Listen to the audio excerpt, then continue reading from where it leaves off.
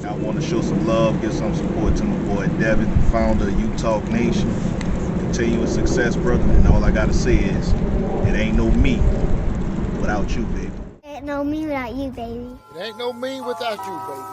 Yeah, you talk, it's the people show. Look, you talk, let the people know. Look, yeah. This is hurricane season.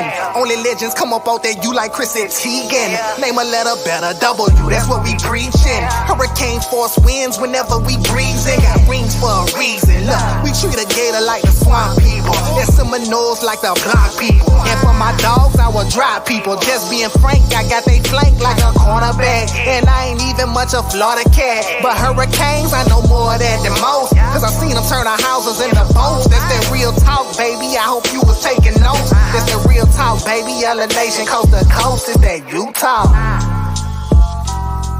Yeah. It's U-Talk, baby. Yeah. It's U-Talk, baby. #1 podcast.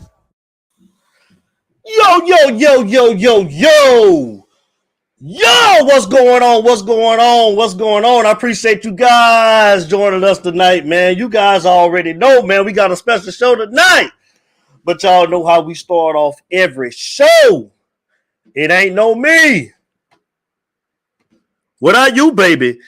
Cane Nation, what's going on? I got some special guests in the building with us tonight. My brother, Mr. Larry Frank Jr., will be joining us real soon. And I want to say happy Friday to everybody. I want to say happy Friday. And I want to give a shout out to the man himself, the super producer, Mr. King Judge. Production in the building. Hey, King Judge, what it do, man? What's going on, big dog? How you doing tonight? U-Talk family, I want to say again, thank you. We got some special guests I'm about to bring on, and I'm going to introduce them one by one. The season is here. We're going to talk about it.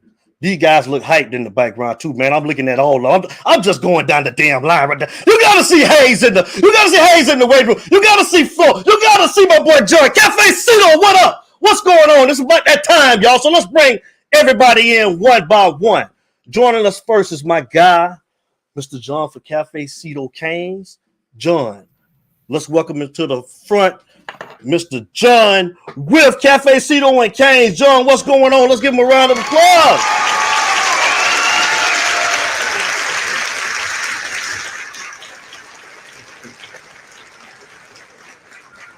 John, what's going on, brother? How you doing tonight, man? I'm good, man. That's some realistic crowd noise. I like that. Hey, you know, man, Melvin, Brad, and Hayes, they always talking about my crowd noise, but man, Hayes be smiling when I bring him in. So, hey, it's going down. What's up, man? How you doing tonight, man? You ready to talk some Canes football tonight, man? You ready? Oh, always. Let's go. That's what's up, man. My second guest, you guys know, he needs no introduction, man. You guys know, man, he got the show, man, 5 days a week, man. Shout out to Roster. Shout out to David Franklin, man. Shout out to Blake, what's going on, man? Shout out to Mike's, what's going on, man? Let's bring my guy in, man. Y'all know him as Caned Up, but we call him Miami Flo. Let's welcome him to the show. Miami Flo, what it do, big dog? Let's give him a round of applause. Oh, look at my guy. These are my brothers. What it do? He's in here. Oh, brother, man. What's going on, man? What's up, Miami Flo? What it do? Just happy to be chilling on a Friday night, talking to some Canes football. And, you know, the rest is takes care of itself. That's what's up, man. Caned Up in the building, man. Miami Flo, man. I appreciate you and John for joining U-Talk, man. And our last guest, let's get him in here, man. You know this man stay hype, man. Like I told you guys, man. This guy right here, man. Don't nobody break down film like this gentleman right here that I'm about to bring on, man. Y'all know him as the man. I call him 24K because that's where he at on the subscribers. Shout out to the GOAT himself. U-Talk family, Cane Nation. Let's welcome my guy, our brother as well, man. Mr. Coach Carl Hayes is in the building. U-Talk family, let's give him a round of applause. I feel like I'm on the Jerry show, baby. I am that baby's pappy.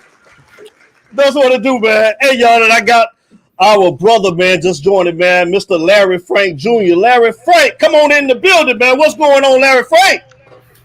Give my guy a round of What's applause too, man. Larry Frank Jr., man, is in the building, man. What's up, family?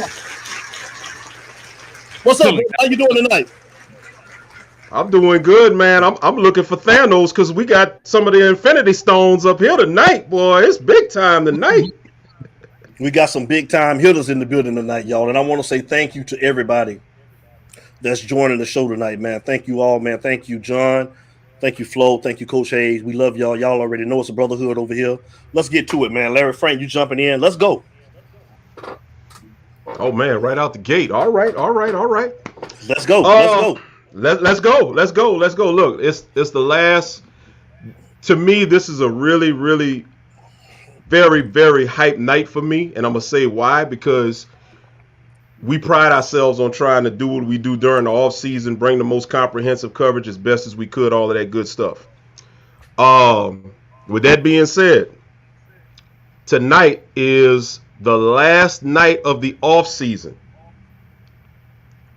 The next time we come to you live, it's going to be for real. It's going to be the hype show. So I want to get things started right quick and right out the gate. Everything's happened with injuries and just some negative news here and there. So the first question I want to ask, and I'll start with Coach Hayes and go to John and then go to Flo. First question I want to ask, if I can, is before we get into the injury issue. Earlier this week, there was a lot of buzz about the wide receivers dropping passes. Now, I'm going to credit John real quick because I watched him address it along with Max. So I kind of know where John's coming from on this. I feel the same way. But, Coach Hayes, I'm going to start with you, and then I'll let John reiterate, go to Flo. Personally, I'm not bothered by the drops, but I want to know, Coach Hayes and John and Flo, should the fan base be bothered by drops right now at this point in practice? Why or why not? Yes or no? Go with it. For the coaches, man, first of all, Flo, what's up with you, man? John, what's up with you, man? D, what's up with you, man? Larry, what's up? Appreciate y'all for having me on, man. You know, if I could do it, I'm definitely going to be here, man. But, to your question, Larry Frank, man, I don't think so, right? I think sometimes things get maybe overhyped. I wasn't at practice, but, dropsies were a problem last year. So if you had one drop at practice, everybody's going to magnify that thing times 10. Now, I don't know technically how bad it was at practice. I can't speak for that with 100% certainty. But even if I take it at face value and what they say is 100% true and everybody just looked terrible, we're still part of the process, right? Being optimistic about it. And I'll just speak from a coach's perspective. If that's the case, then Coach Cristobal and his staff, Coach Gaddis, especially being the wide receiver coach, has to find out that why really quick. And they need to find out. I don't care if you bring in Dr. Phil.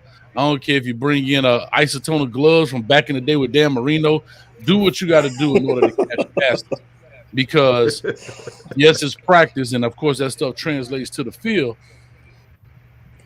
But let's find out. Let's find out what it is. You know what I mean? So I'll just say to the fan base, in the words of Aaron Rodgers, relax. RELAX. Relax. Let those guys do what they're going to do, right? When Pablo Picasso started a painting, it didn't look like it was going to be a work of art. You just see stuff. But when he finished, you had what you had. So I'm going to leave it at that. I'll just leave it at that. That's what's up. John? All right, so I'm going to reiterate what Max, he said it perfectly on my show earlier this week, so I don't want to kind of steal what he said. Basically what his point was, and I agree, show me a wide receiver that never drops the ball, and, I'll show you a corner that, never gets beat. They're both sitting on the bench because they don't play. If you play in the game, if you're getting a lot of playing time, you're going to drop a pass every once in a while. You're going to get beat every once in a while. The key is that it doesn't happen all the time. Now, how frequently are the drops happening in practice? That's the part we don't know. Obviously, it's important to catch the ball, but again, it's practice. That's where that's where you get in the lab and you have a chance to work on stuff.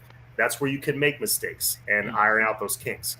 Now, if Bethune-Cookman, if that game comes around and we, Mallory drops one in the end zone, let's say, if Romello drops one, like a 20-yard post route over the middle, and like if that starts happening in live action, then we may have a problem. But until then, like Coach Hayes said, relax. The season hasn't started yet. They don't count yet. Let's relax. Mm-hmm. Flo, what's up, Flo? What it do? Well, I'm just salty about the whole situation because number one, everybody was crying last year around the same time, right? And they were talking about Coach Likens doesn't coach the wide receivers. There's drops in practice. Blah blah blah. It's the coaching. Well, now we got a whole new coaching staff. And this coach is a gangster. He only lets you watch the practice for like 15, 20 minutes, and then he tells you to leave. So you need to write something. You better, because you only there taking quick pictures and a quick video. And look, I've been to quite a few practices already. And I can tell you, I don't understand why they're tripping. For me, I got a chance to play a little football growing up. And to me, they used to tell me, just catch it when it's money time. And the rest, just keep grinding, right? So for me, as long as it's not happening in the games, I'm not concerned. I'm really not concerned. It's a value thing, right? You want them to catch the ball. They're a wide receiver. That's kind of like what they're supposed to do. They catch balls all day, whatever. It's not good to see the drops, but I don't know, man. Until it happens in a game and in a situation, I don't know why we're tripping. And it sounds like deja vu, though. If y'all remember this time last year, there's so many drops in practice. And then it did happen in the games. So everybody's a little bit panicky now. But the people, and this ain't no shot at no media, but the people that are reporting this, you ain't got no content. So you looking for anything that happens to just write about it real quick. So I think that, at the end of the day, I like what Coach Hayes said. I like what John said. Let's just, let's see what happens in the game. Game time, prime time, showtime. You drop it then, we're all gonna call you out, right? You do it. So I don't really, I'm chilling. I'm Aaron Rodgers right now. I'm chilling. I'm relaxed. I agree because like I said, my thing about the whole situation was I'm not tripping. First of all, we're not seeing, like Coach Hayes said, we don't know. We're not out there. We're not getting no video. And secondly, for the passes that's being dropped, how many passes are being caught? You're not hearing about. And people have to understand, we have a pretty young stable of wide receivers. We got X and Keyshawn are your two most experienced guys coming back. So you got a bunch of young guys behind him. So, hey, if you're going to make those mistakes, I would rather you, if you are dropping a lot of passes, drop them right now, correct it, and have it ready come game time, game one. I'd rather you do that than to catch passes in practice, and then all of a sudden you have issues come game time when it's money time. So, yeah, I'm with everybody else. I saw fans were really just losing it. I'm all over social media. You know how our fans are. Our fans they just overreact to everything. Look, chill. That's how I feel.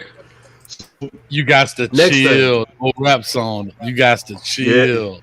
Yeah. Don't make me break out my music now. Don't make me. But look, next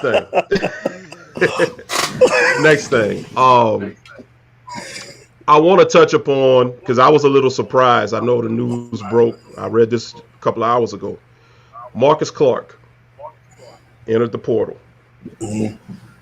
I thought Marcus Clark was going to really put his name in the hat to try to get some significant playing time. What are your thoughts on him entering the portal? Do you think maybe the writing's on the wall in a certain direction with who they're going to go with at those spots? Your thoughts, Coach? Yeah, usually if a guy enters the portal this late in the game, the writing is on the wall. I mean, just what it is. You've been pushed out of your spot, and you need to, and you're in panic mode. Either that or something else. I don't know. Got into it with somebody, or I don't know. That's just all speculation. But on face value of it, I really think that the writing may have been on the wall for him in that thing, and he's in panic mode and says, you know what, man, because a lot of these kids, or young men rather, in the words of Wholesome, right? The young men, they feel like they're on a clock. I got to be playing by this time and that time, and da da da da. And if it's not happening, I got to go somewhere else in order to make it happen. Now, for him to jump in the portal this late,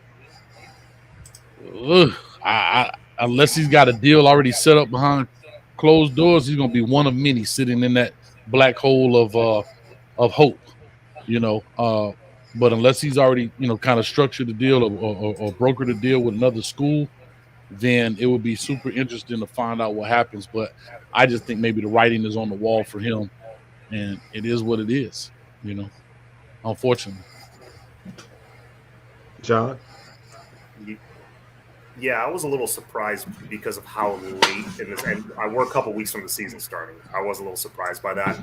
Thought he had a chance to get some playing time this year, and I think he would have. I think he would have gotten in the game and gotten some playing time, but it's probably a matter of him believing that he could start somewhere. And like you guys said, his clock probably feels like it's ticking, and he's like, I got to make an impact somewhere because he's got, a couple years of eligibility left. This day and age of the transfer portal and all that and NIL, I don't totally blame the young men for seeking an opportunity elsewhere. And if you look at the depth chart, we're kind of deep at that position. I'm not saying we're deep with all Americans, but we got bodies with Tyreek and Takori and Isaiah Dunson, even, Malik Curtis, he's on the depth chart too.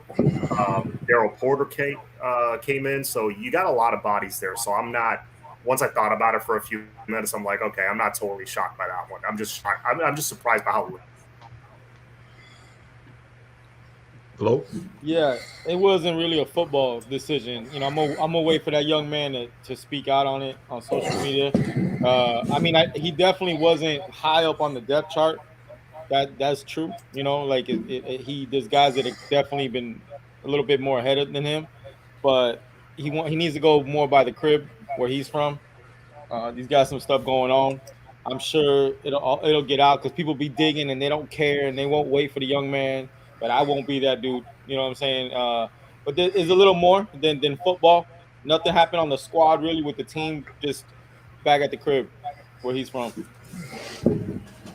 Okay. Well, I'll just say this, Flope, and I appreciate you clearing it up because for me, it's all speculation, right? Right. And as they say, man, the idle mind is a devil's workshop. So when you don't have any insight, for me, I'm thinking it's from a player's perspective. Like I said, it's all speculation. Maybe something happened, right, in the locker room where, hey, man, if you need to pack your bags and dip. But I know he is from the Orlando area. Yep. Maybe he, maybe he may be looking to go to UCF or South Florida. Who knows? It is what it is. I'm sorry. That's where I think he's going to end up somewhere. From what I heard, he's got to stay close to the crib right now. So he got some stuff coming in personal world. So he's got to stay down there. That's the story I heard. So we'll see. I'm sure it'll come out because people out there don't care and they're gonna dig and they're gonna find out and they're gonna say some crazy stuff. Right. Want to touch upon the injuries. Running back room goes from being stacked to start the week to all of a sudden thin to an extent. Of course, the injuries have not been fully identified. They're keeping it real general. We know that Citizen has a significant knee injury. Not going to speculate, not going to play doctor, but we all know what that tends to be, so we'll wait for the diagnosis. And there's a mixed review, well, not reviews, but mixed rumors about Chaney's injury. In the beginning, it was, of course, it's social media again, said to be serious, but Mario went on record as saying he'll be back or quicker than he would be out. What I want to ask here to the panel, and I'll flip it. I'll start with you, Flo. If he's not out, if he's not back in a couple of weeks, say for Texas A&M, and we're down to those three backs, does Brashard get put into that running back room since he did a little bit of running last year? And who do you see as your starting back given that situation? I mean, nobody taking Rooster's spot right now. I mean, Rooster done cemented that thing. Like, all he needed to do was show he could pick up the blitz, and he's shown that in camp. You know, and he added 10 pounds. He's still small, but he's a strong, and he's got that mindset of that he's big. You know, so it works out, and he's that kind of guy that at any second he can take it to the crib. And people forget that because of the running scheme we ran last year, he never got a chance to get going. But he's been super. I'd be surprised if they don't start protecting him a little bit, to be honest. Now, as far as Chaney, I would be really surprised if he's back by Texas A&M. I'd be very surprised. I'll give you my guess. I mean, obviously it's going to be Rooster, Parrish, and Thad. That's easy, right? But there's a preferred walk-on, and a lot of people saw him in spring and lost their damn mind. His last name is Perry, and he's nice. Okay, like I'm talking nice. Like this dude would leave, he'd get a scholarship somewhere else. So I wouldn't be surprised if he starts getting some run too, because Mario's that type of coach that he don't care if you scholarship or not scholarship. If you can ball, you can ball, right? He's old school. Now, Brashard already is in some packages where, you know, I'm not going to disclose the formations, but he ends up in the backfield sometimes. Sometimes he does start in the backfield. He's already, maybe they'll add a little more about that, but you already know, and I know Coach knows this for sure, you're going to see 12 personnel and T-turn blue in the face. So, you know, at the end of the day. And so I don't think that it's going to be that big of an issue when you got 3 healthy backs. Now, you drop another back, this gets a little interesting because now you start playing around with the play calling, right? The play caller has to make, you know, you putting handcuffs on the play caller. With these type of backs, you got 2 guys that are similar, and then you got the big dog Tank. So you could your play calling is still very flexible at the end of the day, in my opinion, right? But we definitely can't get another one. We can't get another hit in that room anytime soon, because then it gets tricky, because now the defenses can really key on you a little bit more because your play calling gets handcuffed, right? That's my take on it. John? Yeah, so I agree that they already had some packages in place in their back pocket for Bouchard coming out of the backfield. So this is the kind of situation where, you know, you can bring that out and kind of take the pressure off guys like Rooster and Thad and all those guys. And for me, I agree it's slightly different top 3. It's Rooster, then Thad, then Henry Parrish. But you know, as long as those 3 are okay, we're still all right. But yeah, it is starting to get a little thin. Perry, I agree, he's not your typical walk. He has the look of a scholarship guy. He gives you legitimate depth. So we do have a legitimate 4th guy there, in my opinion. Thankfully, you know, we got lucky there. And another guy you might be able to bring in, maybe not as a running back, but in certain exotic packages, a guy that can come out of the backfield that's explosive. You just want to put the ball in his hand. A guy I mentioned earlier, Malik Curtis. Just a thought. So, you know, they have enough to play around with there. They have enough speed. Thankfully, it's not like a couple years ago where, you know, Cam got nicked up and Knighton got nicked up and it was looking real dicey. We were down to like 2 guys at one point. It's not that bad. Hopefully it doesn't get that bad. You know, we got one more scrimmage tomorrow, and let's just get through that, and I think we'll be good. Coach over there smiling. Coach got something. What you got, Coach? I see them 32s. No, I'm just smiling because these guys are on point, right? With what you're saying. Yeah. And I'm smiling because they're exactly right. But we still got 3 viable guys. But here's what's going to be important.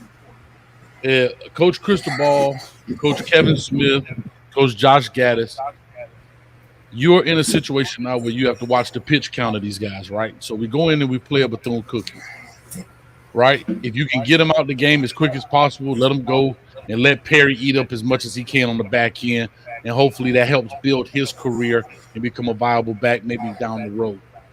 But what you don't want to do is just run these guys like we did Rooster last year, right? Unfortunately, and this is just, like I said, I look at it here from a coach's perspective. You know, if you get up, and I'm not talking about 7 points or 15 points, but you still got 3 guys, but you got to be able to limit their numbers in there with the hitting. Also, great thing now, because it is a passing league, they're not taking the same kind of pounding. Even though you're still a running back, you're hitting, but it's not the same eye back up the A gap, you know, and you meeting doggone Mike Singletary in the hole. You know what I mean? A lot of this stuff is perimeter ball, outrun, in that kind of sense. So to their point, you have that. You have Henry Parrish, who's legitimate. I was actually watching Ole Miss highlights of this guy. So he has a very good skill set running the ball, but also doing what? Catching the ball out the backfield, just like a rooster, right? And then you still got your Thad Franklin in that sense, right? You know you're going to have some packaging, I believe, with Brashard Smith. But I'm going to say this, and Flo, put your seatbelt on. You ready? This is why I was smiling.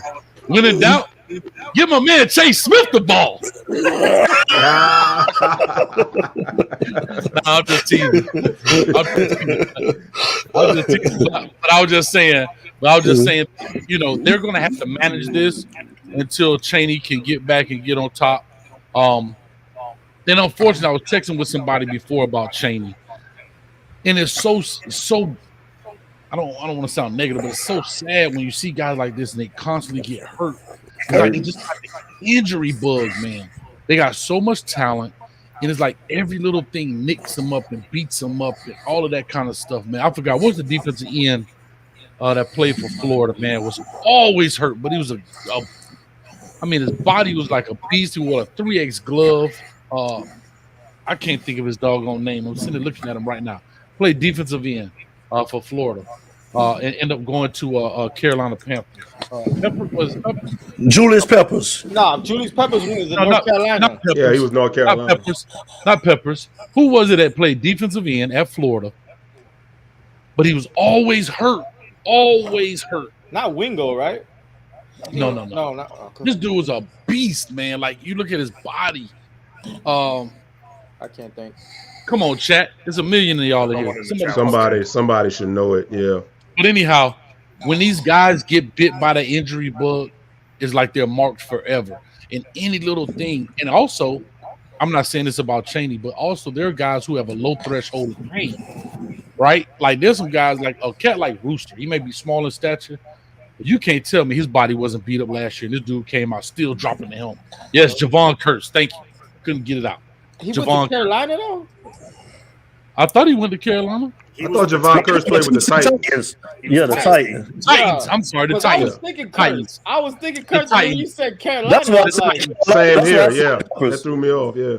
All right, hold on, y'all. He's a freak, dog. Hey, slap myself. That boy's a freak. But he was hurt, right? Remember, he would be hurt. He would get hurt. He was a freak. Like, I remember going to Florida one time. Like, the dude had a 3X glove. I've never seen anybody wear a 3X glove, right? Like that kind of stuff. You know what I mean?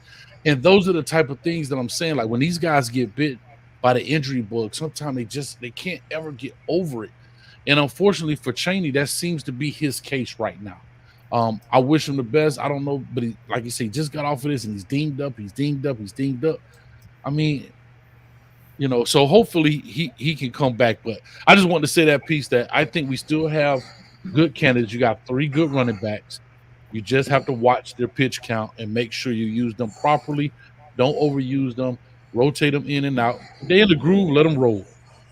But if you're up on the Bethune, if you're up on the doggone Southern Miss, you're up on the Middle Tennessee, man, look here, Perry. Come on, baby. You better get all you know, and ride him out. You know what I mean? The one thing that I'll say is that unlike the last previous years, you don't have that big game out the gate. You know, like last year you had Alabama, you had Florida a couple of years ago, LSU a couple of years ago, and you're not going into conference play in the first month of the season either. You never want injuries, obviously, but, you know, at least you have these games right here to where you can kind of nurse the injuries. You can get, you know, some of the guys that's low on the depth chart, let them get in there, let them get their reps. And we should still have, you know, superior talent, you know, at least going into that Texas A&M game. And at that point, you try to get as healthy as you can. D, you got anything for him right quick? Because I don't want to hog it up. I mean, I know you have questions to ask. Oh, no, man. The only question I got is there a certain position group that you guys are gonna have your eyes on, particular like, and if so, why? In the coaches group too, is there anybody that you're gonna have your eyes on? I'll Let me start, start I with guess. John. Oh, okay, go ahead, John. Go, Flo. No, I'm sorry. Go ahead, Flo. No, let's go. I don't care. For me, it's the O-line because I hear all the stuff, Mario, Mariball, the transfers. I hear it. It sounds great. But like I said, I've been to a few of them practices. And definitely the blocking schemes are different. It definitely is way more O-line friendly, where they can actually play a little more big boy style, right? But I mean this respectfully when I say this. This is an example. Scaife is Scaife until I see Scaife in a game dominate. To me, Campbell hasn't played for real in a couple years, and he's going to be our starting left tackle. And I'm just call it what it is. Ja'Kai, they wanted to redshirt and put some weight on him and get him in the gym, but he's going to be our starting center most likely. Okay, so I'm that dude that calls it how it is, bro. Like that's why some people. But it is what it is. Like they look nice in practice with their little combos and they climb up now and they, I like it. They pull in, but I need to see it against not. It don't got to be like an Alabama, but show me against a solid Power 5 team that you can be an average run block team. Listen, the statistics show it. From a passing blocking standpoint, they were pretty solid last year. The scheme did help, but they were pretty solid. If you go back and look at this. They're not bad, but run block, Dios mío, right? Like it's not. It was exist. So what? They all of a sudden all can run block real well. Yeah, I get it. Better coaching, better scheme. I get. And now you got a quarterback where everyone's scared of. You can't put 8 in the box because you put 8 in the box with TVD, he'd check off and you in trouble, right? So at the end of the day, for me, it's the O-line, and then it's not because of the coaching. It's because I just need to see. I want to see it in the game, though, and not against Bethune, not against. Listen, they better ride out in that game. Let's keep it 100. They better ride out in that game. But I need to. I know that the D line they're going up against is a little different this year. So let's they are getting tested pretty much for real in practice right now, which is good. It's better than the D line that we've had in the last I don't even know how many years. But I got to see that in the game. So it's not that I'm concerned. I like the way you asked the question. You said just watching. I'm watching that position group. Mm-hmm. Yeah. John? I'm watching a lot of groups, but yeah, Flo just alluded to the one group I'm thinking of, the defensive line, and I'll tell you why. Because I see all the guys that we brought in, and then the young talent we have coming up, and just the layers of talent we have at that room. I saw it and I was like, really good. I think they're going to be solid this year, but man, next year is I think when they're going to be elite. They have a chance to be elite this year, from what I'm already hearing, because I'm hearing Nigel Leake's already making an impact, and he's like the youngest guy on the team, like literally. I think he's still 17 years old if my facts are right. I don't know. That boy different. He's freak of nature. So we got him. We got Mesidor already is making a big time impact. Darrell Jackson, 6'6", 320. I mean, we've been missing that in the D line, in the D tackle room, and we got it. LT, I think he's got an extremely high ceiling. Elijah Roberts. The list goes on. There's a bunch of people I'm forgetting. Like, we are so deep at that position, and that's going to take pressure off the linebackers, who I think are improved, adding Caleb Johnson and putting Chase Smith in there, and which takes pressure off the secondary. So it's going to be fun to watch, and they're all going to get in there. Hopefully there's going to be more games with some garbage time, because last year we only had like 1 or 2 of those games. Hopefully we have like at least 3 to 5 games this year where there's legit garbage time in the fourth quarter, and they can all get in there and really build that depth even more. Coach. Yeah, and for myself, man, I'm going with the old linebacker crew, right? They've been the crew that has been kind of dogged and kicked around the yard and over since. And we go get a guy in Charlie Strong, who's has head coach experience, of course, great defensive coordinator experience, and he's been a position coach. Now, can he mold this, for lack of better term, mediocre clay into something that's viable? Right. Right. here's what I say to people, right? Because I think Corey Flagg has become the new Zach McCloud, right? He has now taken the reins of the guy that's getting kicked around all the time. And I'm a big proponent for the underdog, right? I've always said this about Zach McCloud, that one reason why I will never dog the young man, because the young man has never dogged the program, meaning he's done everything right, never been in the news, not creating problems. And look at him in the league right now, about to do what? He make the team. Doesn't mean he's gonna be a gold jacket guy, but I guarantee he probably can get a 10-year career, get him a good special team gig, become a Larry Izzo.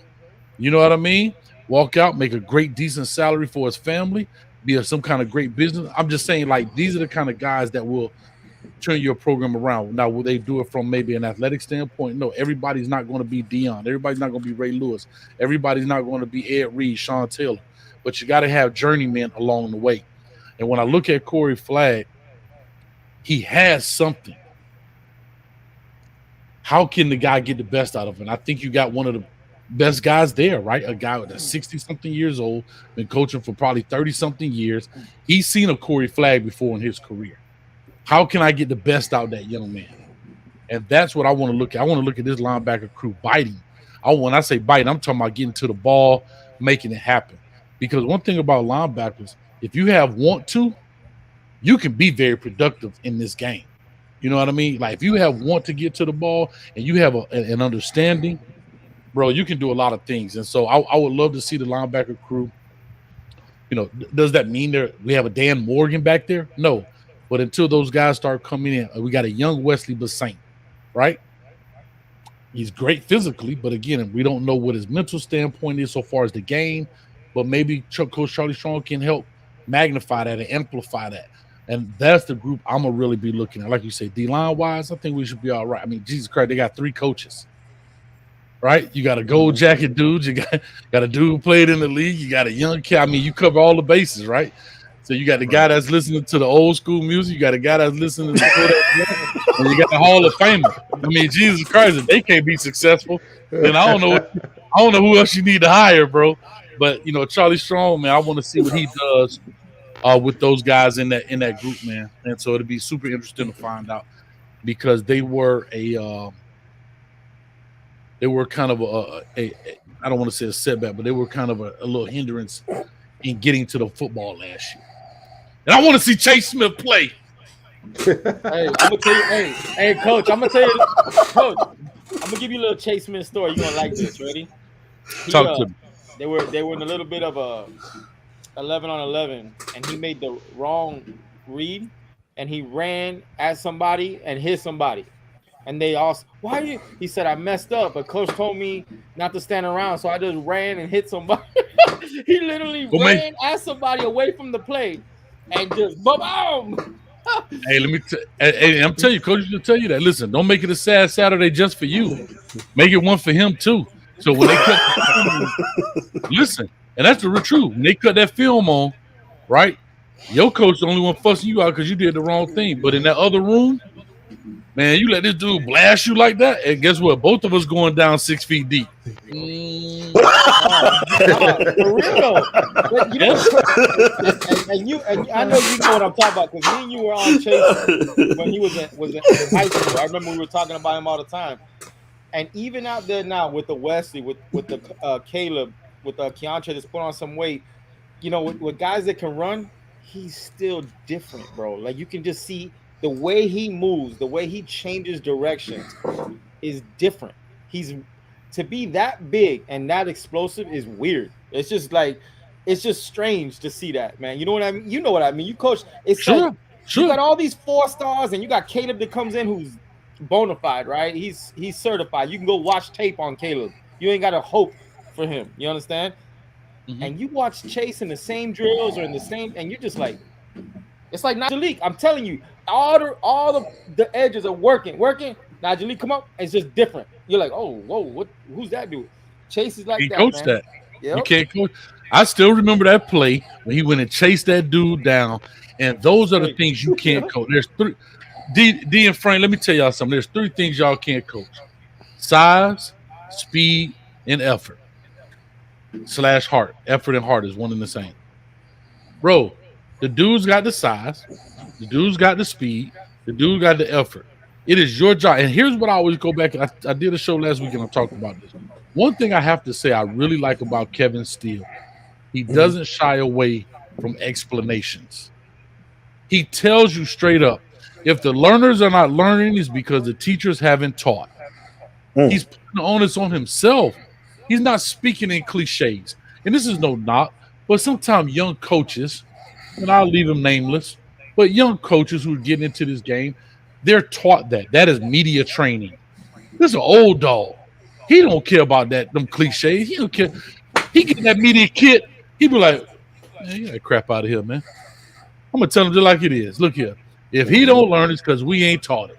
He's not. Well, everybody's doing great. We're all progressing, and everybody's moving up. And some guys are getting it a little bit faster than others.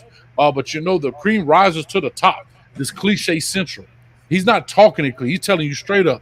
If they don't get it, basically, it's because we're not teaching it right. And I love the fact that he takes that on his shoulders because he's saying to you, like, look, bro, it is our responsibility. I've said this before. There's a reason there's a Chase Smith. There's a reason there's a Corey Flagg. There's a reason these young men have been chosen to come to the U. We could get on Manny all we want, but you can go look at their recruiting things. They had an Alabama recruit, right? They had a this, they had a that. They were recruited by other programs that we respect as well, and they decided to come to the U. So we can't just blame Manny for that in that sense, meaning maybe lack of development, but he saw a reason for them to come to this institution. And so they possess a certain skill set. We now have to find a way to get it out of them. And that's what I like about Kevin Steele when he talks. Wow. If you're just joining the show, man, we got Coach Hayes Football, Miami Flow, and Cafecito and Canes on Utah. It's Utah, baby. Go ahead, Frank. Yeah, to piggyback off of what Coach Hayes just said, everybody was aggravated with Manny and the outcome. But I don't think people understand Manny was actually a very solid recruiter. Manny actually got you some guys that were still they had an opportunity to go play with the big boys. Manny's downfall was just not having much experience as a coach.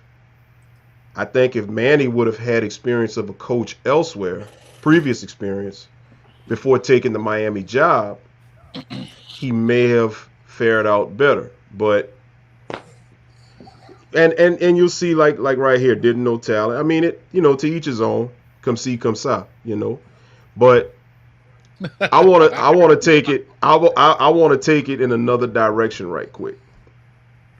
And Flo, I'm gonna start with you on this one. It's kind of related. Don't tell John that. It's kind of related to what Devin. I'm just reading the comment. It's related to what Devin had just asked. Not necessarily a unit, but let's start off game one, coin toss versus Bethune. What is, and we've asked this question on You Talk all the time, so we'll present it. What's the one thing that you haven't seen in previous years that you are looking to see game one, coin toss, when the season cranks off in 2 weeks? Oh, that's a great. Nobody asks that question. And that's what a lot of us are thinking in our head, that it don't matter if they playing Mickey Mouse, Donald Duck, or Goofy. Right? It don't even matter. This is, I want to, and you guys know, I want to see us play vicious, like finishing the play, running to the ball, linemen going downfield trying to kill somebody, like picking each other off the floor, running back to the huddle. Like, I want to see that, because if I see that with the talent on that roster, I already know what's coming. But if I see walk-in, only one or two people going to the ball, you know what I mean? Like the lineman not trying to climb up after the ball gets thrown, like, yes. Those kind of things. Yes, I need to see that bit. I call it vicious. We used to play, and that's not an old time thing. It might have been started by the old time, but that's just If you from down here, it's in you. Like you go watch Pee Wee, they trying to take your head off. Everybody, what do you hear in Pee Wee? Hold him up, hold him up. That's what you hear. Real talk. Don't tackle him. Hold his ass up. Right. It's real. You know, I need to see that. I need to see that. The rest, I think, with the discipline and the organization, with that staff, I ain't worried about that. I just want to see that intent of like they want everyone to feel them. You know what I'm saying? That's me. Period. Yeah, I don't know if I'm going out of turn. I'm sorry, John, if I am, but Flo, you got me fired up right there because that's my focus. Defensively, I want to see a jump party. We got to get to the football. I've said this numerous times, but and you hear Cristobal say this all the time. How to turn the ball back inside? Who's the force player? I don't know if y'all watch the show. I say that all the time. There's a way you get to the ball carrier. There are rules to getting to the ball carrier. We're not just running to him. We're not playing tag, right? Like you can't just touch him with either hand. It doesn't work that way. I have to vice this guy. I know that in this particular play, I'm outside shoulder. And to Coach Aristide's point, which I know Warren Sapp made a joke of, but he said it correctly. He was talking about, right, containing the guy, capping the guy, and constricting the guy. That's how you get 3 phases. You get 3 guys to this one ball carrier. One on the top, outside shoulder, inside shoulder, and you can vice him in, and the rest of the dudes come in. Quick illustration. I used to tell my players on defense all the time. I said, let me tell y'all something. If everybody gets to the football, now we know logically speaking it won't happen, but just follow the illustration. If all 11 of y'all get to the ball carrier and hit that dude, on one play he's been hit 11 times.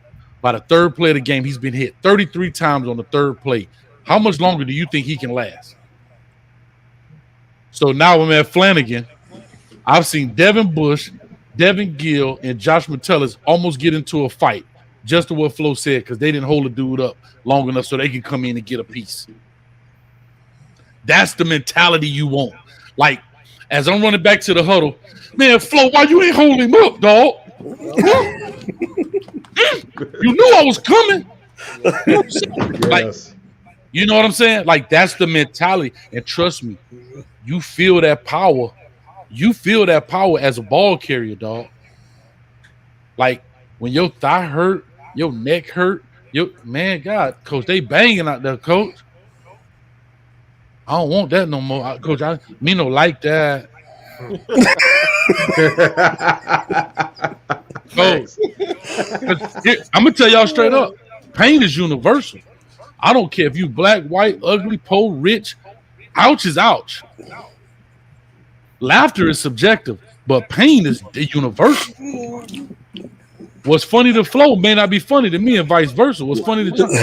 But if I take a hammer and hit you in your finger, you gonna say ouch. Yeah. And that's the mentality that you got to bring when you trying to punish a dude. I'm about to get fired up. Coach got his cane juice. Yeah, you got Come on, John. Come on, John. All right, I'll switch gears over to the offense. What I want to see is a fast start. All right, if I'm in line at the concession trying to rush back, I want to. Man, we're up 28-0 already. Seriously, like that's what I want to see. I want to see start like that. I want to see opening kickoff return for a touchdown. I want to see scoring on 3 plays. I want to see bang, bang, bang. Like jump out to a quick, big lead early. That way, garbage time can start early because that'll be fine for the future. Like if that means we game planned. Number one, that means. Number 2, the guys came out with like the mentality of getting off to a fast start because we haven't had that. Not just getting off to a fast. I've said this before. We were the worst first quarter team in the country last year. Like, I want to see us get off to that fast start against especially week 1. Okay, John, I'm gonna keep it with you right quick. We'll start this one. In your opinion, what is successful? What would determine a successful season? Not necessarily saying championship, if you got something else, ACC championship or a win total, but what would you deem a successful season? And then on the flip side, what would you deem a failure with this coaching staff? That's a good question. A failure, yeah. If I'm not looking at like necessarily records or hardware at the end of the year, I would say a failure would be if we still see the same old. Like we just, Texas A&M again. They got off to a fast start on us. It unravels real quick, and we're down 14 zip, 17 zip early, and we just look lost and unprepared. Yes. On the flip side, successful would be we're prepared for every game, especially the big games.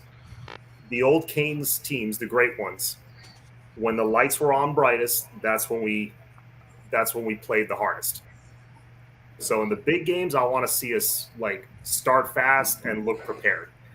And obviously, if we do that, we're going to win all the games we're supposed to. So I would say that look prepared in every game, big games, little games, and also win the games you're supposed to win. And we all know which games those are: the Pitts, the Virginias, the Dukes. Those games, for the most part, you'll be in some dogfights, but for the most part, those games shouldn't be close.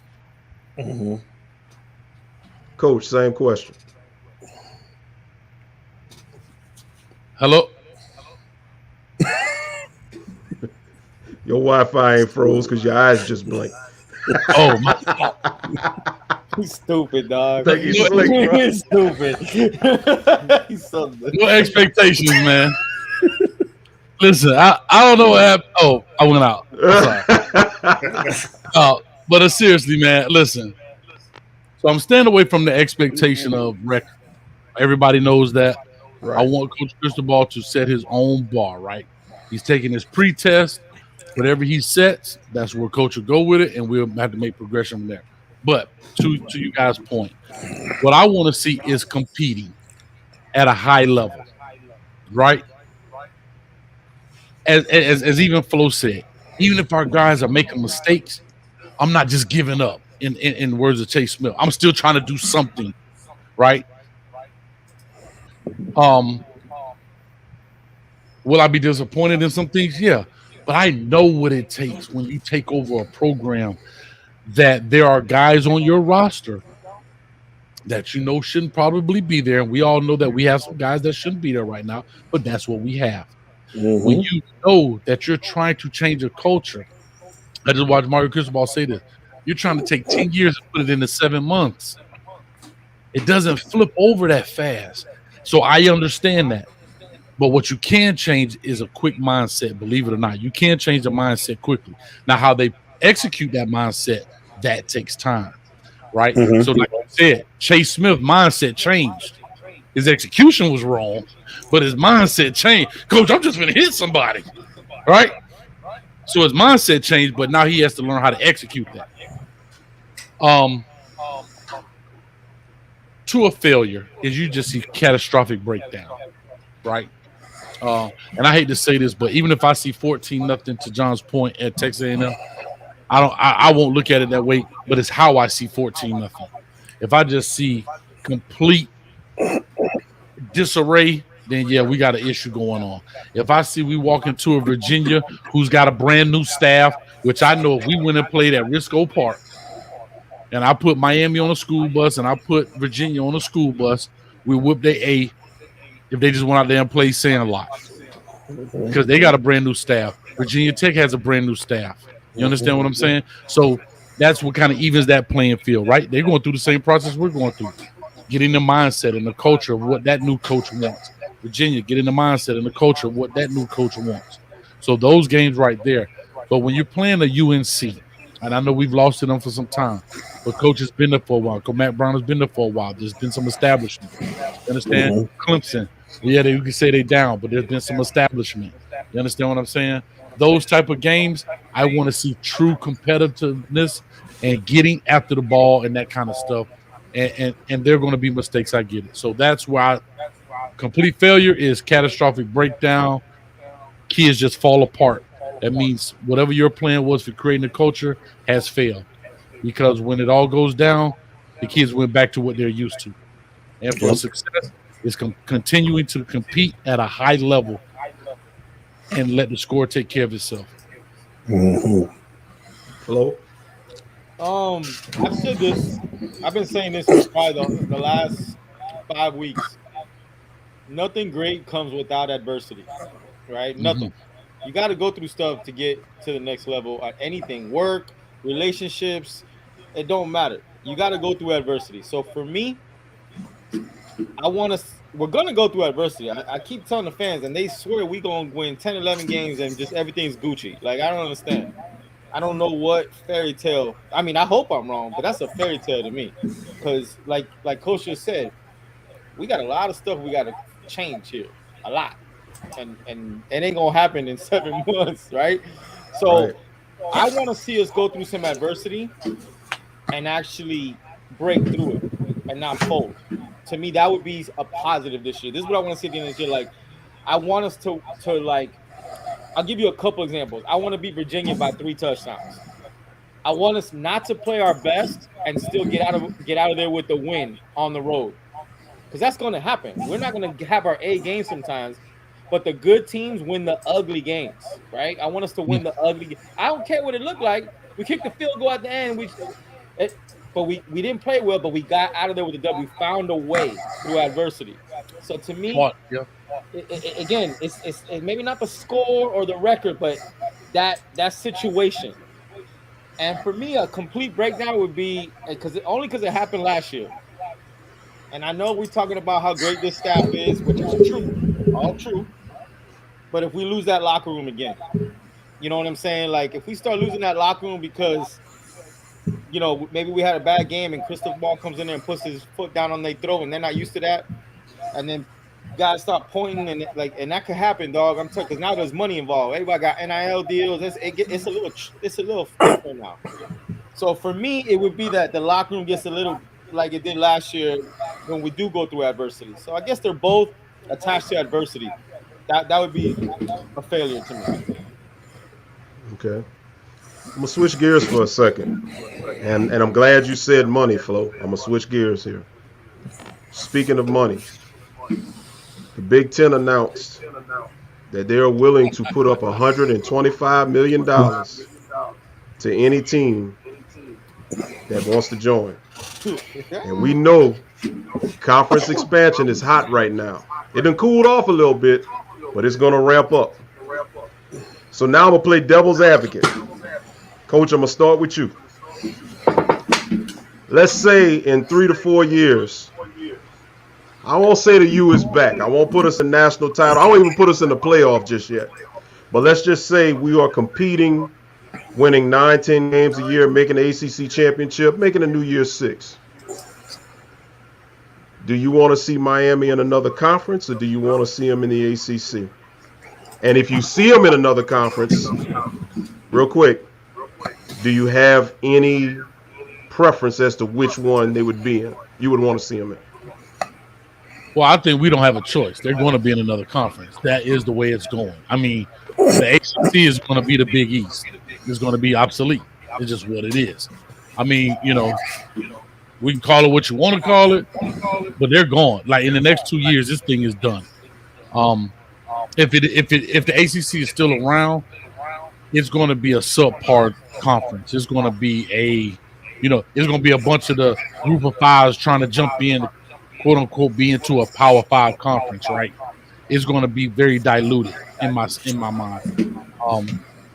So, and to answer that, I think they're going to end up being 3 tiers. They're going to be the mega conference, and you're going to have the tier 2, which will probably be the ACC, Pac-12, Big 12 conference, and then you have your group of 5 guys, the Conference USA, Sun Belt, and so forth.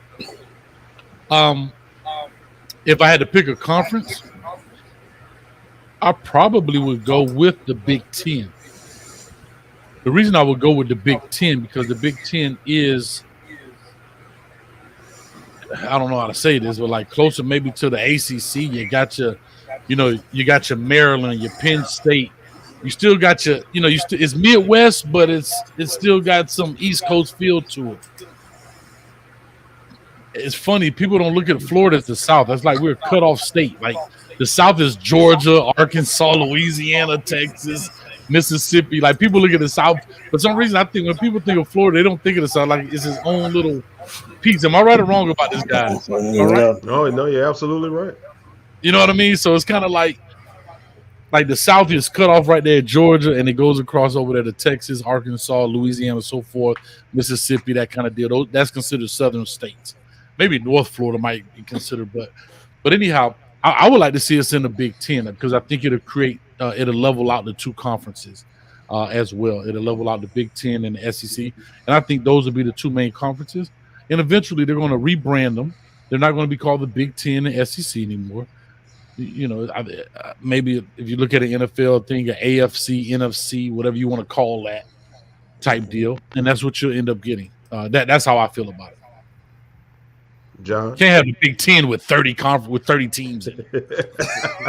Facts. Man, I definitely want to leave the ACC as well. I think eventually that's where we're headed. To me, it's down to the SEC or the Big Ten. It's tough because the Big Ten has a lot of ideal matchups, and we would renew a lot of old rivalries. Nebraska, Penn State. I would love to play Penn State every year. Michigan, Ohio State. Yeah, exactly. I've been wanting. I know we beat them in 2011, but I don't really count that. We haven't gotten our revenge yet. But then on the flip side, you can play Florida every year or every other year. That alone is like sign me up. You can play Alabama, LSU, exposing, iron sharpens iron, right? You can expose yourself to that every year. And you don't have to deal with the cold weather. That's like the one thing I'm like a little iffy about. If we're a great team, it shouldn't matter, but still, I would love to see us in a lot of possible new rivalries in the SEC. I think that'll be even more fun to watch. Flo. I just want to go where the money's at, dog. Whatever's better. Whatever's better. I want this. Hey, whatever gives us the most money, because at the end of the day, usually who has the most money has the best team. Usually, right? They just gravitate that way. Excuse me. And I'll tell you, I've been getting a lot of pushback from some of the Canes fans when I say Big Ten, because that contract crazy, right? That's just monopoly stuff. They're like, oh, but then we got to go play in the cold, and I'm like, y'all got amnesia? Y'all don't remember going to play Boston College, Syracuse? Like, we used to go in the Big East and play in the right. That's the Big Ten. It's the same thing. Right. It's the same thing. Yeah. It's the same thing, and we whoop everybody.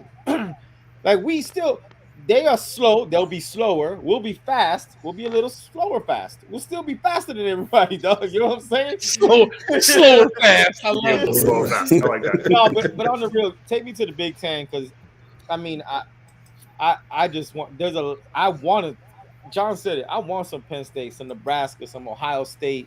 I don't want to see Wisconsin. They got a bad taste in my mouth with Wisconsin. But even USC, USC's gonna go over there a little bit. At the end of the day, they got a 7-year deal, bro, and that much money, 125 for a team to come over there. That's an easy buyout for us. That's like, we don't only get the buyout, we still making money on the buyout. That's like a drug deal's. No, let me stop. Like, my bad. A pharmaceutical. My bad. A Pfizer deal. You meant to say Pfizer. I was raised in 305. My bad. I think different. Hey, but y'all, you follow. My bad on the chat. I meant like Tylenol and Advil and stuff like that. Right. But give me the biggest piece where I can still pay my rent to get out, pay my buyout, and I'm still cha-ching, and I'm on the TV all over the place. The Big Ten is in the big markets. All they need is New York and Miami. It's a wrap. And don't think. I saw the comment. Terry Hanley. Look at Terry Hanley say. What do you say? Hold on. The Miami Vice Flow. Yeah. Well, you over there looking like Crockett. I'm Tubbs. Yeah. I can be Tubbs. We Hey John, you could be you could be the chief. What's his name? We just gotta edit that part out right quick. That's all. No. But to Flo's point, I mean, you're right. Like, yeah, weather plays a part, right? But on the flip side, they got to come see us too, right? So imagine them when it's cool and I'm up here sweating bullets, right? It's August. So in September, October, when it's starting to cool off for most people, it's hot. And y'all, if you've ever been at a Dolphin game at 1:00, you understand what I'm saying? Listen, and now that they put that roof on there, it's cool for us, but it keeps that humidity in that vicinity swirling around, man. And then especially the way they did a great job designing it, where that sun comes in real late on the visitor side, it's beaming them. So to Flo's point, man, I also look at this, and I know I'm gonna say something that's probably not popular from a fan base, but you got to be smart, right? Go pull up the majority of the SEC, especially the top programs in the SEC. You notice that we play our light games early. They play their light games late. You know why they do that? It's not being stupid. It's being smart. It's giving guys time to heal. See, you can come up here with all this bravado and I'm the toughest team in the world, but at the end of the day, the thing that we're suffering from right now in that backfield that was a strong suit of our offense is now, oh my God, we one play away. We started this whole segment off with the running back room due to what? Injuries amongst ourselves. We ain't even played an opponent. Friendly fire got us in this situation. Yep. Friendly. So imagine, see, it's easy for fans to sit in their living room and talk about, let's be a tough guy. Huh? Anybody can sit in the living room with the remote control. I'm going to be a tough guy today, baby. But when you're going out there and your body's beat up and battered and you playing them games week in and week out, if we go into the Big Ten, you're going to have to worry about the Ohio State. You're going to worry about the Michigans. You're going to worry about the Penn State. We run through that Rutgers crap. Run through that. Maryland going to do it, but they're not a physical team. Like, you have to call it what it is, because if we jump in there in the next 2 years, we need another 3-4 years to build up what other teams don't have. And look at Alabama. This is Alabama, and they had to go to the portal for Gibbs because they're running out of running backs. Yep. Think about that. You are the Crimson Tide, and you are running out of people. You had to go to Georgia Tech and go get their best dude because y'all suffering. That boy nice though. Woo. He nice. Woo.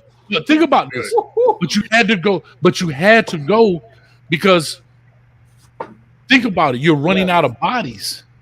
I'm with you, dog. I'm with you. Yeah, because you're playing week in and week out. You are playing gangsters, and you're gonna get battered and bruised and beat up and nicked and all of that kind of stuff. And so that's what that's my point. So we can go in there and have that bravado like you're gonna play all day. And yeah, we want to be tough. We play the toughest team up. Yeah, all right. Okay. You look behind you. Listen, as Alabama, you know why they lost to Georgia? Because when Nick Saban turned around, two of his best players over there on crutches. Both wide receivers. Yes. Injuries. Two of his best players on crutches. That's the real of football. You hit the nail on the head. Let me ask you guys a question. Georgia don't win it. They 40 years away from getting another championship. Or whatever, 20, 40 years, whatever it's been. 40. With the coaching staff that we have this year, how many games better are we with this staff than what we had the previous year?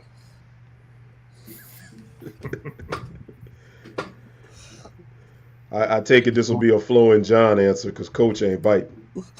John, you go first.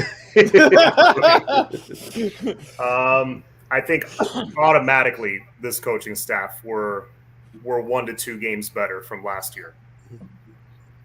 Because I've been saying a lot, if you just improve the tackling, that alone improves this team by a game or two. Just tackling alone, and I think that's going to get fixed. And the blocking, of course, just fundamental stuff in general, shading down the penalties, stuff like that, less mental mistakes. So, yeah, at least I would say 1 to 2 games better just coaching staff alone. What's up, Flo? Dog, we used to call the plays out from the stands, dog. I tell y'all, no lie, bro. We would literally call out the play. So like did we. us, the fans. And I'm hammered drunk. My section did too. Blasted. And I'm like, RPO inside zone. like, for real. Like, nah, but I'm saying, like, Ooh, boy. I don't look. I respect everybody's professionals and they got to feed their families, but you can't even. I don't think 1 or 2 games. Nah, I think it's a massive difference. Just look at from a resume standpoint. You talking about elementary and teaching calculus in college. Like it's a whole. But real talk. Imagine put. All right, hold up. Let me. I know it's your show. Flo, come on with it. I know it's your show. It's you talk, baby. But if I gave you, if I put 10 resumes down on the left and 10 resumes down on the right, hold up, watch this, and I took the names off. I'm not even gonna finish. Y'all finish that. So I don't even want to. I'm calling the plays out, dog. Literally calling the plays out. John knows. John will tell you. All right, They done. still have to execute on the field, though, which was my point. Yeah. Right. Hey. And to John's point, and that's the deal. Because here's one thing about coaches, right? I never thought I was a slap coach, but I may have some slap players. And what I'm just teasing. Coach on that cane juice. All I'm saying is you can get, because you're a coaching staff, and this is kind of back to what I was talking about with Charlie Strong. I think he can squeeze more out of that turnip, meaning, they say can't get blood from a turnip. He can get a little bit more juice out of them players, but there's only so much you can do. I use this analogy all the time. Listen, this guy sitting right here can go to you the same regiment, the same training, go to the same coaches, eat the same food as Usain Bolt. I'm never going to break a world record running. Never. I don't possess the skill set. You understand? They may enhance my 40 time from a 6 flat to a 5.9, but that's about the best you're going to get out of me because that's all I possess. You understand what I'm saying? Mm-hmm. Until you get the bodies in the building that's going to make the difference, it's not going to make that much of a difference. I hate to say it that way, but that's the God's honest truth. Not saying that we can't win more games through strategy, through coaching, through situations. I get that. But when I talk about elite status, and I told somebody we may not get to elite status till 25, year 2025. Yeah. But that's not far away. But see, D, you know why people think that sounds like a long way? The class of 2023, just follow me on this. Mm-hmm. They started their senior year tonight. I was supposed to be at a game because the storm so bad they canceled all Central Florida games. They're just starting their senior year. The Bobby Washingtons. Next year, they'll be true freshmen. That'll be year 2020 what, Flo? 3. 23. The following year will be 2024. They will be sophomores. Yes. You may have a handful of that 25 to 28 group come in as sophomore, but the majority of them are not going to make moves until 25. So it sounds like a long ways away, but it's really not. And to Cristobal's credit, this 23 class is technically his first full class. Mm-hmm. 22 was, I got 2 weeks to put some Band-Aids on this thing. Right. Maybe keep some guys that Manny and those guys had. I don't necessarily want them, but because they're already here, let me just go ahead and clean up this relationship and keep them in. So at least I got some camp bodies. But like his first Think about it. His first class is not even on campus for his first year coaching. So it seems like it's a long way away, but in football terms, it's really not. You know, and I said elite status. I'm talking about like making real noise. And I ain't talking about 9-3 and stuff. But I'm talking about legitimate pushes. Okay. Coach, I'm gonna keep it with you real quick. All right, talk to we all know the usual suspects: Avante, James Williams, TVD. We know they're gonna contribute and make big things happen. Chase Williams. Chase Smith. I'm just teasing. Go ahead, baby. I'm trying to. He took me off a track. All right. Back to the point. Back to the question. What freshman or transfer will make the biggest impact? Good question. I like transfers in the sense, right? Like Charleston Rambo came and did a good job for us. You know, he filled a void, but I have to be very honest. I know it's gonna sound crazy, so don't type in all caps in the chat. So just relax. The reason he didn't get drafted because he didn't do anything with the ball after he got it. He caught the ball. He did a great job catching the ball. But you got to do something with the ball. One thing about GMs, they know touchdowns are few and far between. I got to catch it, and can I make people miss? Can I get it to the crib? Right? That's just what it is. He did a great job catching the ball, moving the chains, doing his thing. This is not a knock on him. I'm talking about when they look at receivers, they want to see guys who catch the ball and take that thing to the crib. Yak. Exactly right. The yak yard, the yards after the catch. When you say freshman, I'm saying when you say freshman coming in, okay, I hope to God they can find a way to feature Rashard Smith. I don't care how you do it. I don't care whether he's at running back, wide receiver, split him out, put him at quarterback. Like whatever you do, I think he has it. And that's the guy who I think, if you want to build on the next 2 years, possibly 3, because he already got a year on his belt. But if you know the next 2 years, possibly 3, you build it around that guy.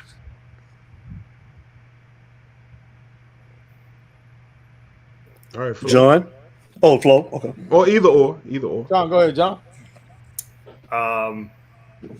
Yeah, I love Coach's pick, Rashard Smith. That dude's speed is elite. It's just otherworldly. Got to get the ball in his hands. But the guy I'm thinking of is on defense, and that's Caleb Johnson. I think he ends up making the biggest impact of all the new incoming guys. The reason why he plays that Mike, the Mike linebacker, is the brain of that defense. And it instantly boosts the entire unit when you got the right guy in the middle, making sure guys are lined up right. Look at the coverages, things like that. It's the Mike linebacker is very, very, very important, and he's a dude that he's the type of Mike linebacker we haven't had here in a long time. Size and speed. The last great one in my opinion, like great middle linebacker, was Denzel Perriman. Right. He was like what, 5'10", and he's still making Pro Bowls. This dude's what, 6'1", 6'2", 235, and with speed. Sign me up. So I pick Caleb Johnson. You know, I'm gonna pick a transfer and a freshman. The transfer for me is the big D tackle, Jackson, and I'm gonna tell you why. Our linebackers were subpar for sure last year, but a lot of it had to do with that D line, man. I'm not trying to give an excuse, but if you know a little football, you don't want that O line putting any hands on the linebackers. And they could do whatever they wanted with our linebackers last year, whatever they wanted, and that's just that's just. I mean, you go back and watch the tape, and I'm not excusing our linebackers. I'm just saying, like, they couldn't breathe. I think with this monster in the middle, he's a monster, dog. Like, this is This is the biggest cat we've had that can play in a long, long time on that D tackle, right? I think he frees up. He might not have those stats, right? But when you go back and watch that tape and you see there's going to take 2 O-line to handle that dude, that's a great thing. That's a great thing. We haven't had a guy that needs to be double teamed on that D tackle line in how long with that size? So for me, it's going to be Jackson.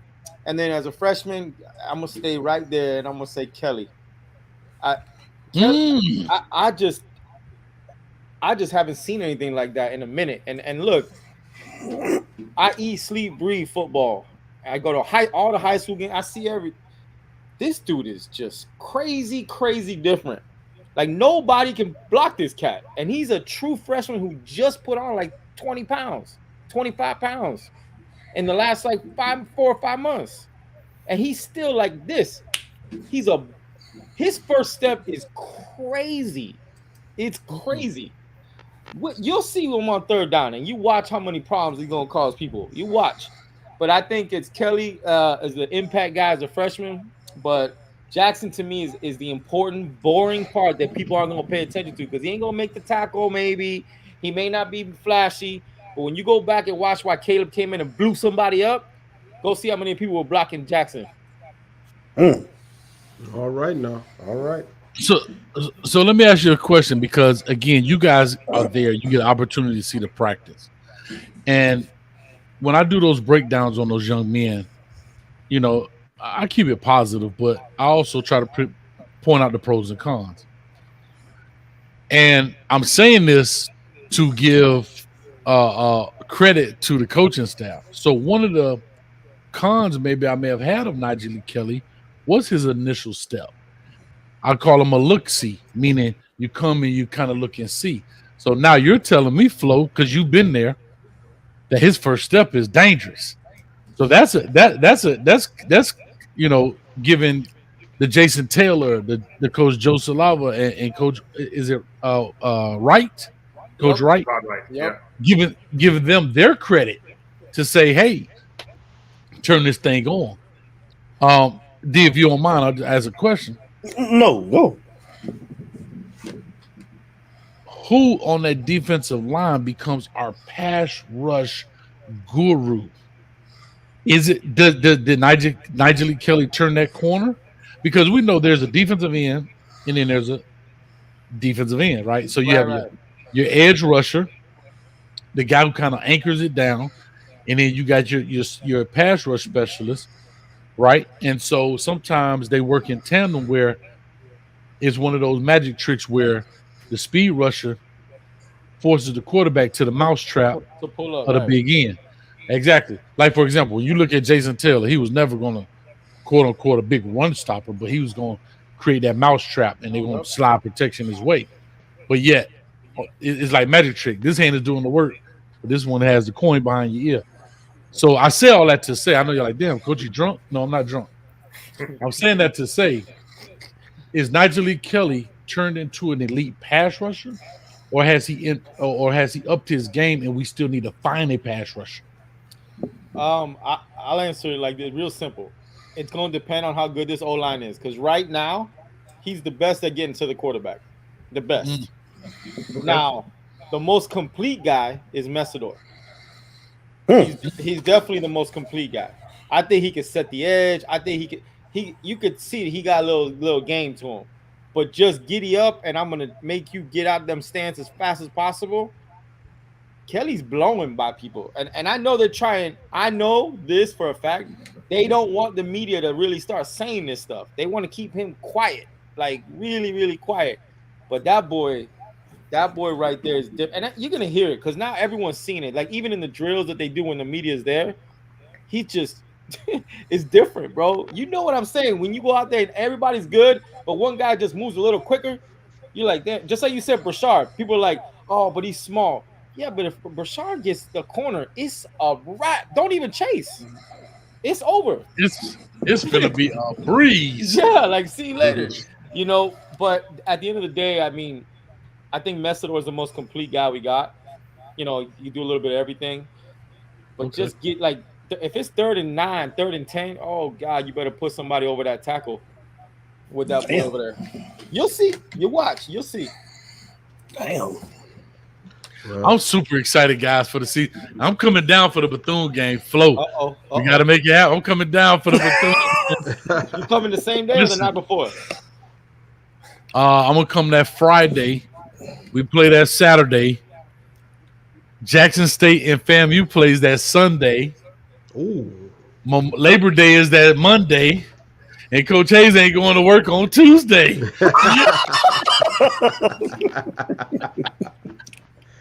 Stupid. Well, look, real quick, because we're gonna start winding it down. Because let everybody get out of here. We thank y'all for everything, your input, your insight, everything, man. Just straight gems. Flo and Coach Hayes, I think y'all have something planned for A&M game. You go ahead and plug it right now for those who may not know. Yes. Oh yeah, no, we were just. You're gonna laugh.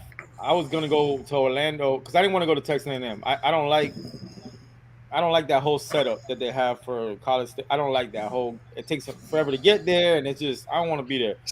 Terrible. So it's a waste. I don't want to do it. I ain't excited. So I was gonna be in Orlando, and then somebody that lives in Orlando, which is Lex from the Average King Show, he's like, "Bro, let's lock down a whole bar and throw a party here." I said, "Yeah, but I don't have a lot of people. Like if it was Dade County, it'd be different. I know we flood that thing." So we said, "Let's do a watch party." That's how it started. And then he started looking at spots, right? And long story short, he locked down a place, and he said, let's just cut it at 45 people, at one spot. And at 16, 17 hours, everything was sold out. So there's a waiting list with like 35, 40 people on right now, just in case somebody backs out. In Orlando, we're gonna be there. I will get the information to my boy D so he can tell y'all the location, and we're just gonna go hang out, man. Like just watch the game, probably have a few, little drinks, not a lot, just a couple, and then just hang out. And John's coming. I mean, everybody, like, I didn't know I knew this many people. Everybody, hey, I'm gonna be there. I'm like, dang, you live in Orlando? He's like, yeah, I already got the ticket. I was like, oh, okay, let's go. So at the end of the day, no one can get it because it's sold out. But if you want to get put on the waiting list, hit me up at Miami Flow 305 on Twitter. And but I need to put you on blast right now. Actually, I'm gonna put you on the spot, not blast, Coach Hayes. All right, love it. Talk to me. You ready? I keep asking you, and you keep dodging this question. So now we're gonna get you live. Are you gonna come meet me for the Georgia Tech game at D's party or not? Yeah, no, I'm glad you put him on the spot. Yes. Yeah, I'm glad you put him on the spot. Thank you. Inquiring minds do want to know. I asked him like 5 times. You know what he tells me? I'm gonna try. Let's do this. Let's do this. Let's do this real quick. Hold on, guys. Let's. What just happened? Everybody lost. Oh wow! It's just me and you, dog. Yeah.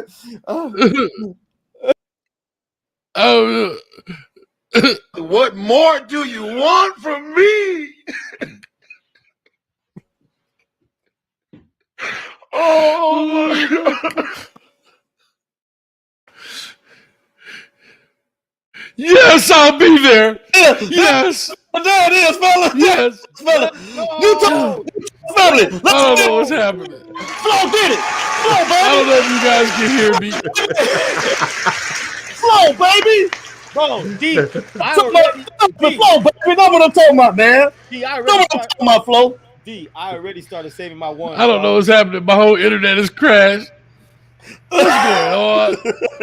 Let's go. Thank you, Flo. Everybody's circling. I appreciate it. I appreciate it, Flo. I couldn't even get a straight answer, Flo. I done asked for 6 months, Flo. So thank you, bro. I can't hear anything. What you were saying, Flo? I already started saving my ones, dog. I'm telling you. I'm coming. I don't know if y'all can hear me. I can't hear y'all. Look at it. Look at Anybody it. hear me? Look at it. Yeah, we hear you. Yeah, we got you loud and clear. Yeah. I think he got to bring. What happened? Oh, then he went out. Oh, let me bring him back in. He started crying again. Yeah. Yeah. What more do you want? You do that, Flo. Thank you so much, Flo. Thank you so much. Know what I'm talking about? We got him, John. We got him, John. We got it. Listen, I'm coming to the ATL, baby. I'm gonna try. Listen, I keep saying I'm gonna try my best. I'm gonna come to the ATL. I've been pubbing it like I say, every time we get it. You gotta send me the. I went to college at ATL. I know ATL. Boy. Listen, you send me the. Can I tell y'all something? I went to school in Virginia. John, I don't know how old you are, but I'm gonna take you back, baby, down memory lane. Okay. Are you ready? John, how old are you, John? 35. Yeah, nah, you're not old enough. Listen, we drove from Hampton, Virginia to Atlanta, Georgia. Freak nigga. No, when the Criminal album came out. Right? Listen. 97. Listen, 1997. Check this out. I don't know how old you were, John. They used to have record parties at 12 midnight. We in the parking lot of the music store. As soon as it came out at 12 midnight, we jump in the car, 8-car caravan. We riding down. Let's get it. It's him and I, the criminal. Let's ride. Listen, we making that thing happen, baby. So I'm coming to the ATL. We're going to do it big. We're going to have fun, man. Listen, we're going to kick Georgia Tech and they behind, and we're going to pull that little sting out of that Hornets behind and send him on his way. He becomes a fly. That's all I know. Beautiful. And y'all know y'all got the VIP, so y'all already know what it is. Most My definitely. brothers, y'all already know what it is. So you're good. Hey, listen. I got a backpack full of one. I can't wait. I'm excited. You watch, dog. You watch. Hold up, Flo. Hold up, Flo. I'm gonna tell you real quick, Flo. I'm gonna let Coach have it. But Flo, this Atlanta, you better check under that throat. You better make sure you know who you giving them ones to now. That's all I'm gonna say. Flo, Hey, I got you. You good? I know. Listen, I got a little bit. Remember, I was there for 4 years. I know that I was there when Freaknik was still happening, dog. That's Yes, how sir. Yeah. You good, Flo? You good up here? Yeah. Let me tell y'all something. Can I tell y'all a secret? Oh shit. I've been to Atlanta 100 times. I ain't never been to the Blue Flame. I ain't never been to Madison. I ain't never been to none of them. So I need that. I need that 305 love. I need to make a comparison from the crib. Yeah. And DJ Khaled. I need another one. Dog. It's live there for real. They don't. And that's where we going. We going to the Flame. So Larry Frank, get ready. We going to the Flame, Coach. Hey, Coach, I'm on the west side, and that's where it's at, Coach. It's on the west. We going to Bankhead. John, we going to Bankhead, baby. Believe that. We going to Bankhead, baby. J-Dub, I'm about to put it up in the chat, baby, so you'll have it, man. Tickets on sale, Eventbrite. Go to UtahSportsShow.com and get your tickets. I'm going to send it to John, Flo, and Coach Hayes, man, so they can put it up for me. Look at one flamingo. Blue Flame. Oh, man. That's it. Hey, man, Larry Frank. Yes, sir. What's it? No, man, I just wanted to just like I said once again, man, thanks for being here. Thanks for giving us, all of your insight. I mean, I watch all of your programs. All of y'all. I don't even watch regular TV no more. The only regular TV shows I watch Power, all the Power shows, and sports, and I gotta watch my wrestling. I watch my WWE and my AEW. That's it. When I ain't watching regular television, I'm watching all your shows.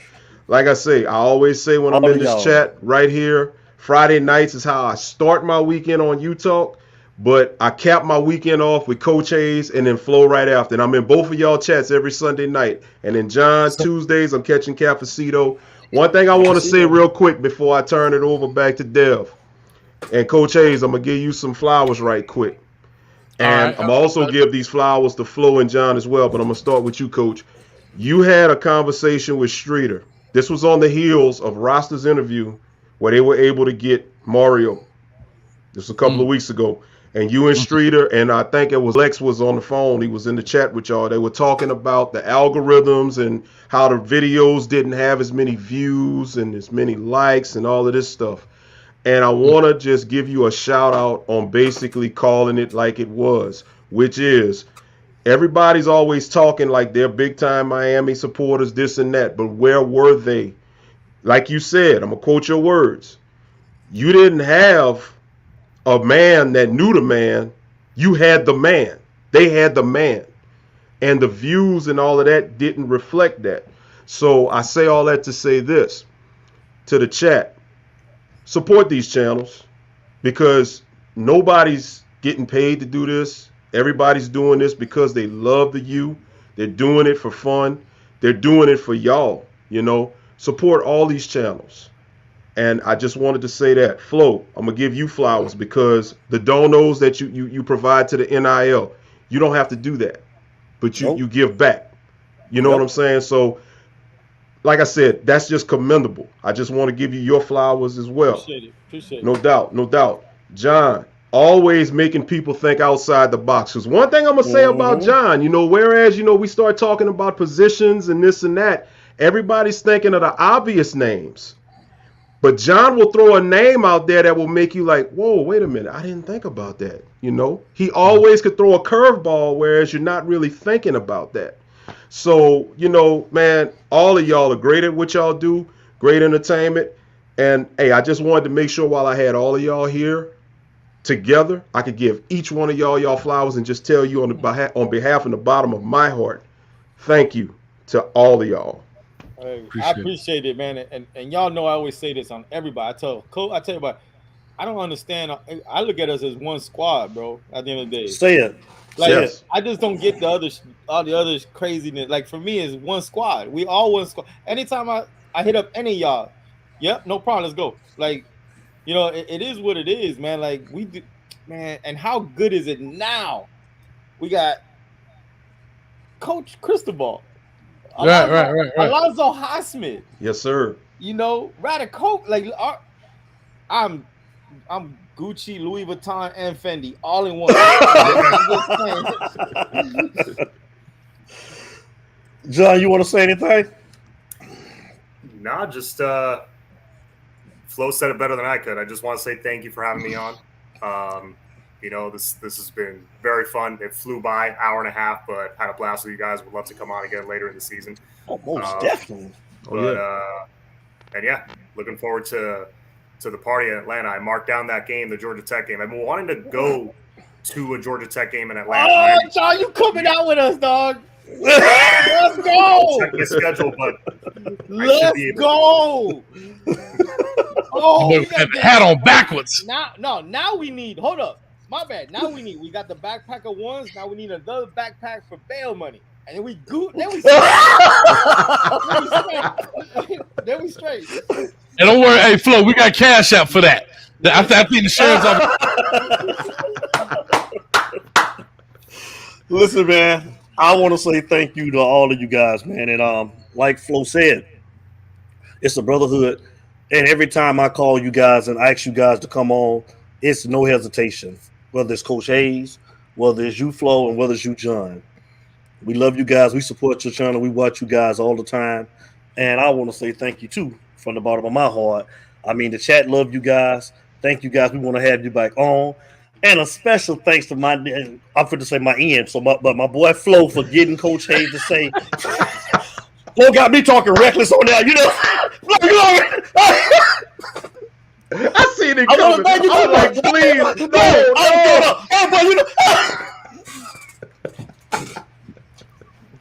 no. Flo, thank you, bro. I appreciate it, man. You got. I want to say thank you, Flo, for having my boy come to the party, man. That means everything in the world to me, Flo, man. I appreciate it, man. So look, Larry Frank, while I got all of them on here, John, you know how we do it. Coach Hayes, you know how we do it. And Flo, you know how we do it. But I got one thing to say because Larry Frank, D, I need you to put your, can y'all move a little about 6 inches closer to that camera for me? I need you to move about 6 inches closer to that camera.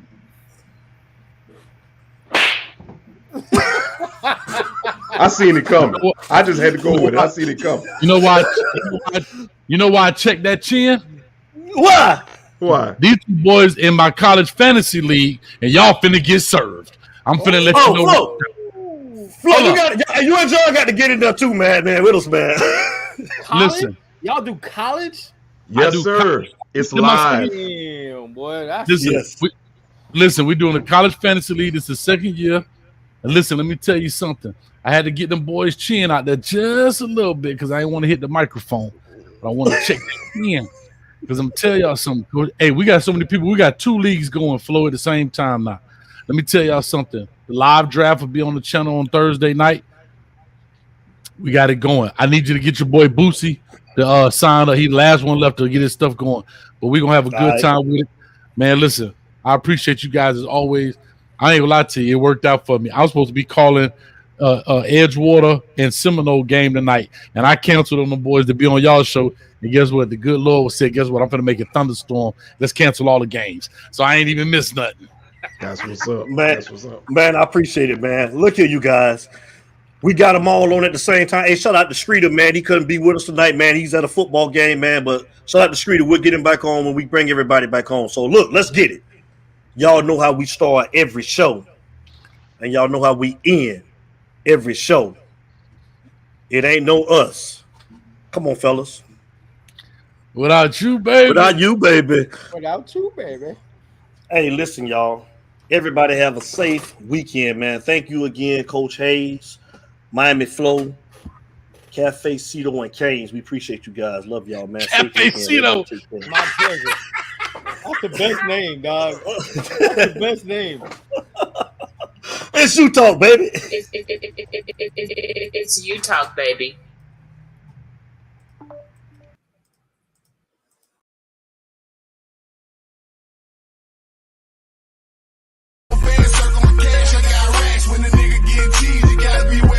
It's you talk, baby. But not a kid, Gucci for real. Look at the tax, man. Best trap online. Look at the facts. If they ain't what you call me, shot in the distance. Push a little weight in my hood and then flex. I'm on the Nike shit for real. You niggas twerk.